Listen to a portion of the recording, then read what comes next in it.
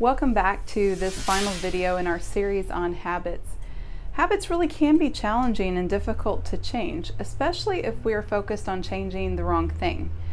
We tend to think about outcomes of arriving someplace. If I want to run a marathon, I want to lose 30 pounds, it's a specific destination, for a certain point.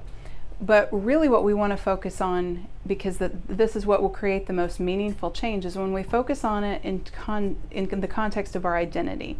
So our outcome is really what you want to achieve, but your identity is that's who we wish to become, which is why we want to focus on that part. Because once somebody believes something about a certain part of their identity, they're much more likely to act consistently with that belief. We act like the person that we think that we are. We see that when people say, I always run late, or I'm a procrastinator. Change at the identity level is what allows us to sustain a habit change. So like motivation gets us started, but when the habit becomes a part of our identity, that's what makes it easier for us to continue, because that is at the core of our identity, right? It's not just on the outside of what people see in our behavior or those outcomes. That actually shapes us from the inside out. If that change is meaningful, it can be really big. Each time, if you can tell yourself, each time you read a book, you're a reader. Each time you encourage a friend, or support a friend, you're an encourager. Each time you choose vegetables instead of French fries, you're a healthy eater. Each time you vote, you're a voter. We buy into those things as a part of our identity. We're much more likely to do the behavior that we want in the first place.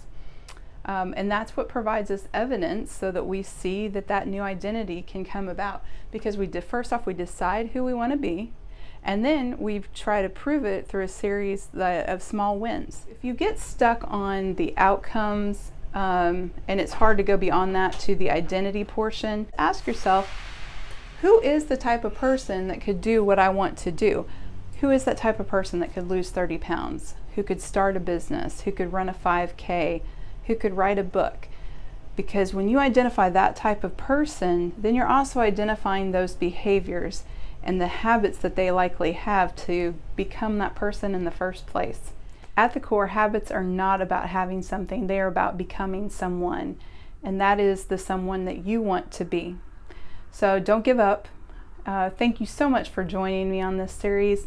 And if you have questions or comments, please drop me a line. I would love to hear from you and would love to know what topics you're interested in for possible future videos.